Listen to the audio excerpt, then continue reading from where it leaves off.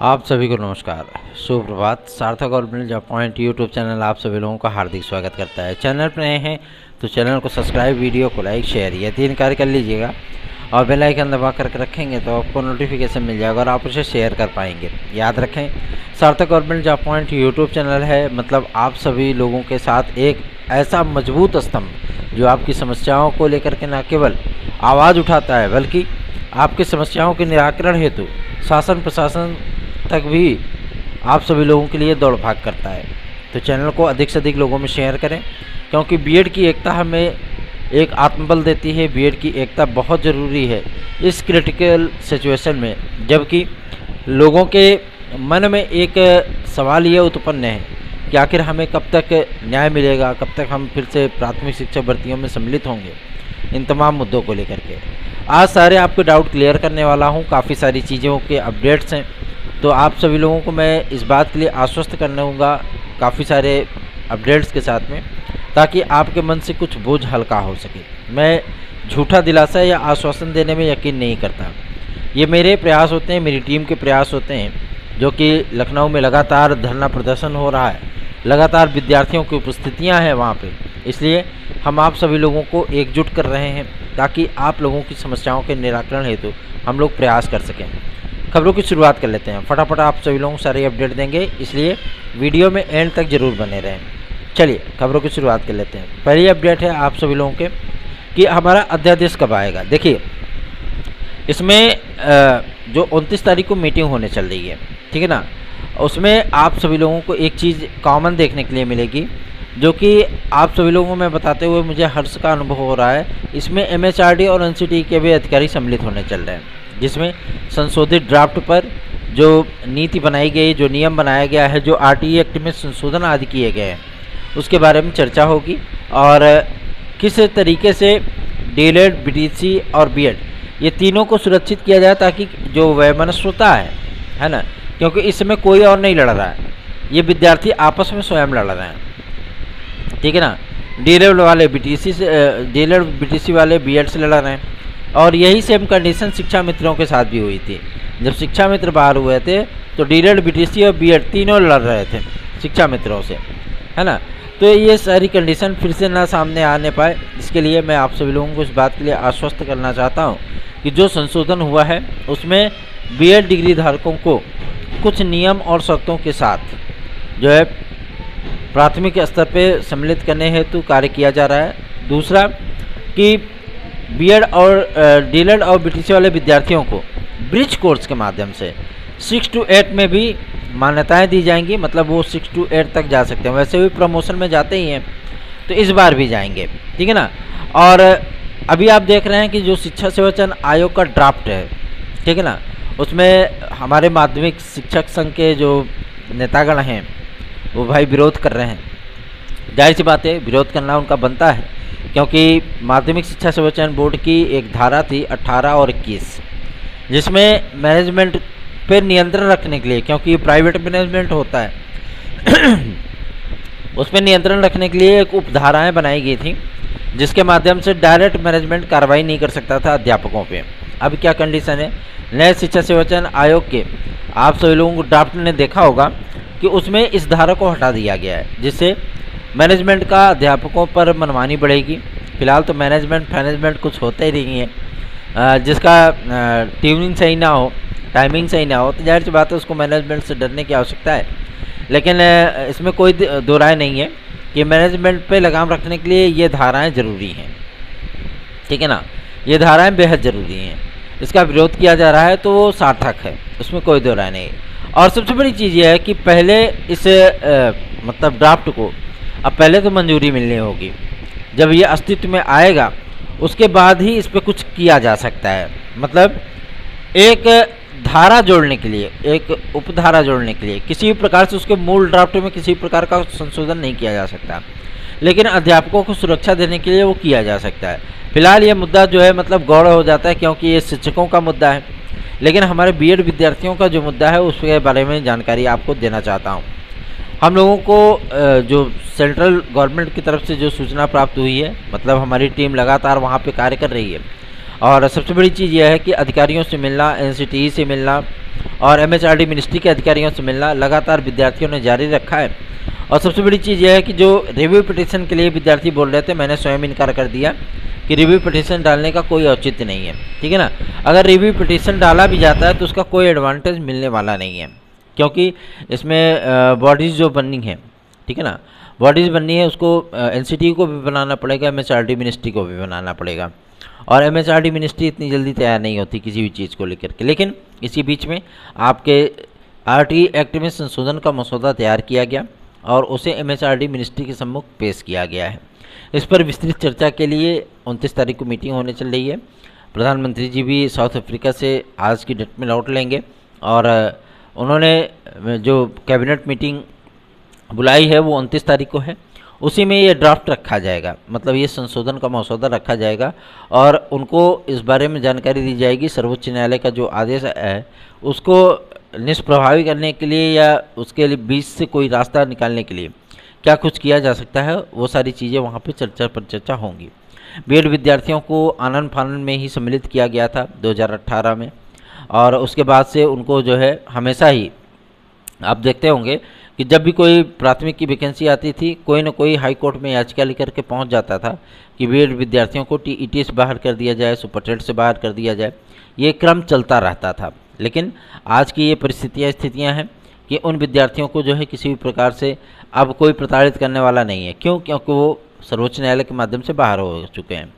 अब उनके सामने ऐसी कोई परिस्थितियाँ फिर से ना आएँ, इसके लिए उत्तर प्रदेश शासन ने भी गवर्नमेंट को पत्र लिखा था और उन्हीं तमाम चीज़ों को आधार बना करके, क्योंकि देखिए ये एक गणराज्य है, ठीक है ना, जब तक इसमें स्टेट गवर्नमेंट की भी सहमति ना हो तो केंद्र सरकारें भी कुछ नहीं कर पाती हैं। इसके लिए जो भाजपा शासित राज्य हैं उन्होंने एकजुट होकर के पत्र लिखा कि इसमें बीएड के विद्यार्थियों को सम्मिलित किया जाए, ठीक है, और किसी भी तरीके से कोई समस्या ना होने पाए उनको। तो उसी को आधार बना करके NCT ने RT एक्ट, क्योंकि बहुमत है, ठीक है ना, RT एक्ट में संशोधन का मसौदा तैयार किया है और MHRD मिनिस्ट्री इसको 29 तारीख को कैबिनेट मीटिंग में रखने वाली है और पूरी उम्मीद है कि इसमें संशोधन होने के बाद और आपके सर्वोच्च न्यायालय के अगेंस्ट अध्यादेश केंद्र सरकार ला सकती है और आप सभी लोगों को राहत मिल सकती है, ठीक है ना।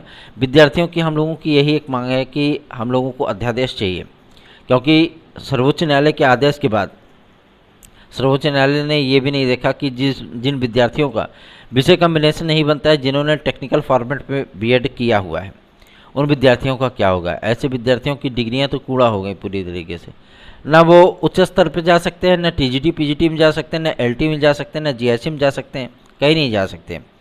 चलिए ठीक है कि उनको राहत देने के लिए जो है एक ड्राफ्ट बना करके लोक सेवा आयोग के माध्यम से प्रेषित कर दिया गया कि इन्होंने जिस विषय से बीएड किया हो उसी विषय से इनको जो है संबंधित परीक्षाओं में सम्मिलित होने का अवसर प्रदान किया जाए, ठीक है ना। अगर उनको यह अवसर प्रदान भी कर दिया जाता है तो भी मैं आप सभी लोगों को बता दूं अवसर कितने होते हैं, अवसर लिमिटेड होते हैं, सीटें लिमिटेड होती हैं और जाहिर सी बात है कि उनका जो बैकग्राउंड होता है, जो फील्ड होता है वो बिल्कुल डिफरेंट होता है। उनको फिर से मान लीजिए कि किसी ने विज्ञान से किया हुआ है बीएड और उसको विज्ञान LT ग्रेड में अप्लाई करने का मौका मिलता है। मानते हैं कि 450 सीटें आपको मिल गई, ठीक है ना, पुरुष वर्ग में। उसके बाद आपको पूरा विज्ञान फिर से पढ़ना होगा, ठीक है ना, TGT स्तर का। अगर आपको विज्ञान पूरा आप घोट करके पी भी जाएंगे तो भी जाहिर सी बात है जो आप कंपटीशन की विद्यार्थी शुरुआत से तैयारी कर रहे हैं, मतलब उसी सब्जेक्ट को उन्होंने ग्रेजुएशन किया, उसी सब्जेक्ट से उन्होंने बीएड किया, उसी सब्जेक्ट को मतलब वो कंटिन्यू पढ़ रहे हैं, जाहिर सी बात है आप उनसे 19 भी नहीं, आप उनसे 16 ही रह जाओगे, ठीक है ना। तो ये समस्याएं सामने आ रही हैं और ड्राफ्ट में किसी भी प्रकार के संशोधन की प्रक्रिया से गवर्नमेंट ने इनकार किया है और सबसे बड़ी चीज़ यह है कि अध्यादेश आने के बाद स्थितियां पुनर्बहाल हो जाएंगी। तो अभी DLED की काउंसलिंग चल रही है और उसके बाद बीएड की काउंसलिंग आएगी, ठीक है ना।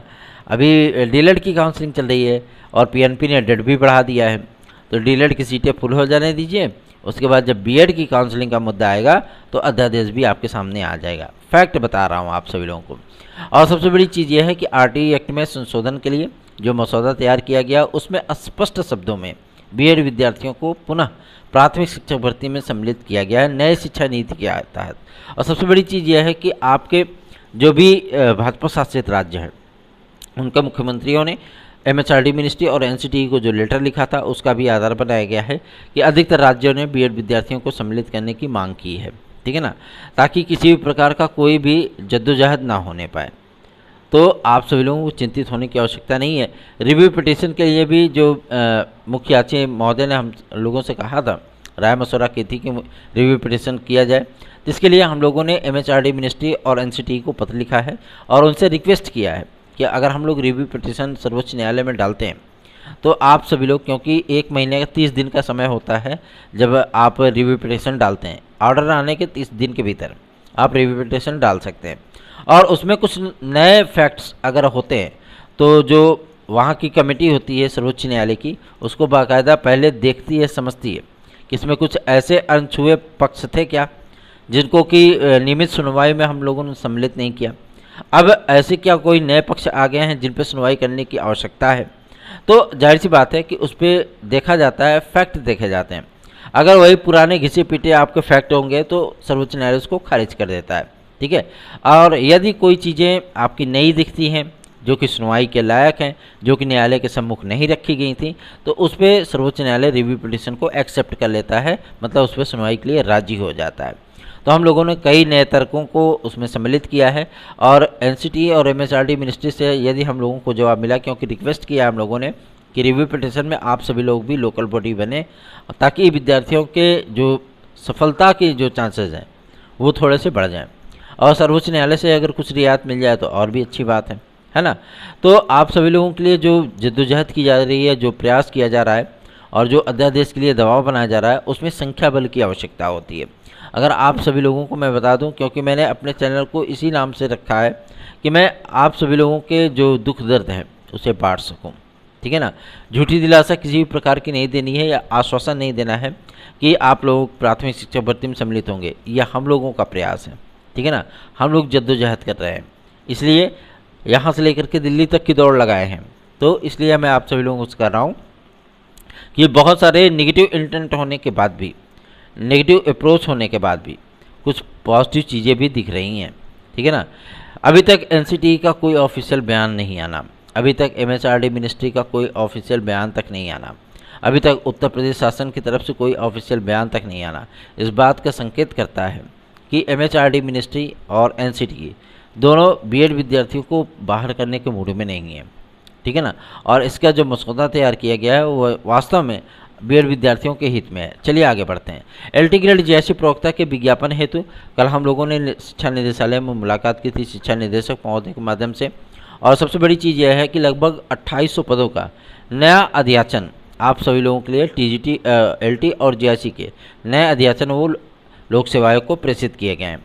लोक सेवा आयोग इसमें सिर्फ 3 मुद्दों पर रुका हुआ है, जिसमें एक मुद्दा है आपके माध्यमिक शिक्षक सेवा नियमावली में संशोधन को लेकर के, जिसमें नॉन बीएड और आपके जो टेक्निकल फॉर्मेट वाले बीएड वाले विद्यार्थी हैं उनका एज रिलैक्सेशन, और साथ ही साथ एलटी ग्रेड के प्रारूप को लेकर के, मतलब किस नियमावली पर कराई जाए, ठीक है ना।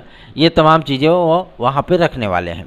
तो जाहिर सी बात है कि आप सभी लोगों को चिंतित होने की आवश्यकता नहीं है। कुछ तकनीकी कमियां होती हैं जिसकी वजह से चंद्रयान 2 भी फेल हो गया था और जिसकी वजह से आज ये भर्ती आपकी रुकी हुई है।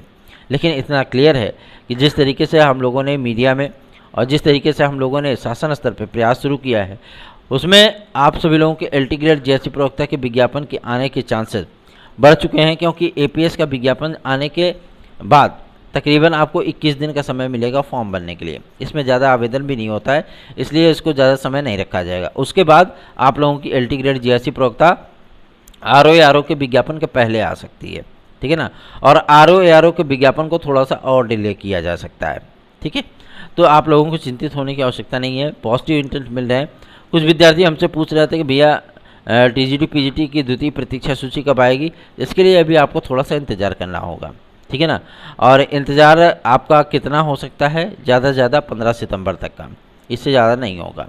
तो आप लोग सब्र रखिए, धैर्य रखिए। आप लोगों के लिए ही कार्य हो रहा है, कार्य लगातार हो रहा है। और कल हम सभी लोगों ने प्रधानमंत्री श्री नरेंद्र मोदी जी को ट्विटर पे और फेसबुक पे भी टैग किया था, ठीक है। और पीएमओ ऑफिस को भी हम लोगों ने ईमेल किया था और उनसे ये मांग की थी कि बीएड विद्यार्थियों के भविष्य को लेकर के केंद्र सरकार की तरफ से जो स्टेप उठाए जा रहे हैं वो सार्वजनिक किया जाए, ठीक है ना। और सबसे बड़ी चीज़ ये है कि इसमें हम लोगों को पॉजिटिव रिप्लाई मिली है कि इस पर शासन विचार कर रहा है, सरकार विचार कर रही है। और सबसे बड़ी चीज़ ये है कि बीएड विद्यार्थियों के हितों की रक्षा के हेतु जो है सरकार प्रतिबद्ध है, ठीक है। तो आपको चिंतित होने की बिल्कुल भी आवश्यकता नहीं है, आराम से निश्चिंत होकर के, क्योंकि ऐसे फैक्ट्स जो कि न्यायालय में न तो एनसीटी के माध्यम से रखे गए थे और ना ही एमएचआरडी मिनिस्ट्री के माध्यम से रखे गए थे, क्योंकि शायद हमें भी लगता है कि वो चाहते थे कि ये केस हम हार जाए ताकि डीलेट, जेबीटी, बीटीसी, ये जो तमाम प्रकार के कोर्सेज चलते हैं वो सारी चीज़ें हो जाएं, ठीक है ना। और इसमें आपने देखा होगा कि जब तक इनकी अधिसूचना वैध थी तब भी सर्वोच्च न्यायालय ने एक टिप्पणी की थी कि राजस्थान गवर्नमेंट ने गलत किया था बीएड विद्यार्थियों को ना लेकर के, है ना। तो वो सारी चीज़ें आप लोगों के लिए प्लस पॉइंट बन रही हैं। और ब्रिज कोर्सेज की बात की जाए तो उसका पूरा सिलेबस तैयार हो चुका है और सिलेबस तैयार होने के बाद इसको एमएचआरडी मिनिस्ट्री से अप्रूवल भी मिल गया है।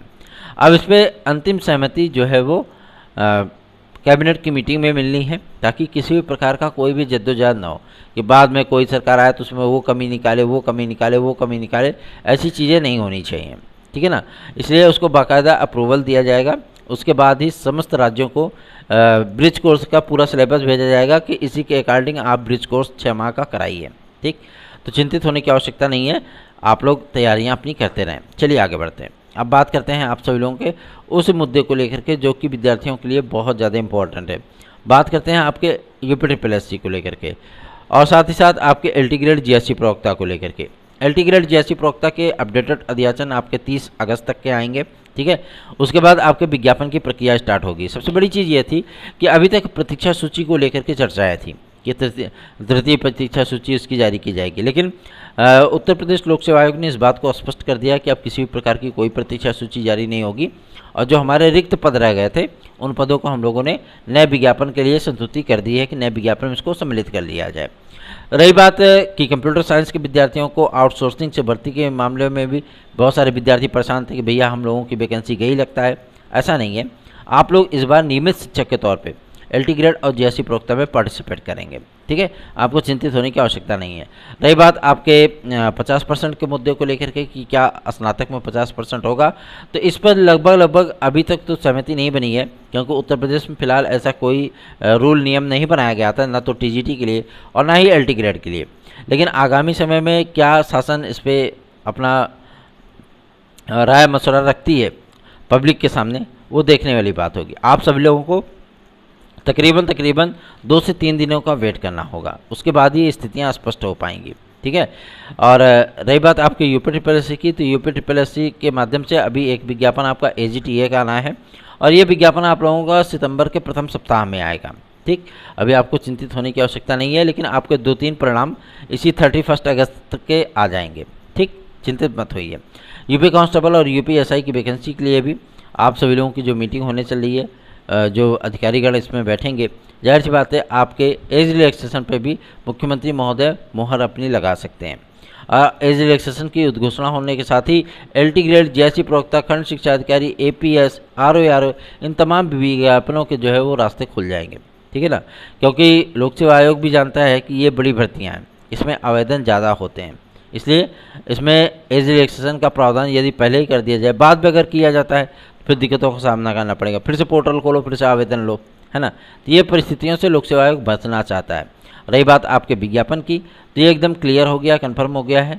3 मुद्दों को लेकर के लोक सेवा आयोग ने स्पष्टीकरण मांगा है और वो स्पष्टीकरण प्राप्त होते ही सारी चीज़ें वो खुद ब खुद स्पष्ट हो जाएंगी। तो चैनल को आप सभी लोगों के स्नेह और प्यार की आवश्यकता है। आप सभी लोग एकजुट रहिए। बीएड विद्यार्थियों के लिए जिस तरीके से हम लोग लड़ाई लड़ रहे हैं, जाहिर सी बात है ये आप लोगों की बहुत ही पॉजिटिव इंटेंट लेकर के आने वाला है। धन्यवाद। आप सभी का दिन शुभ हो।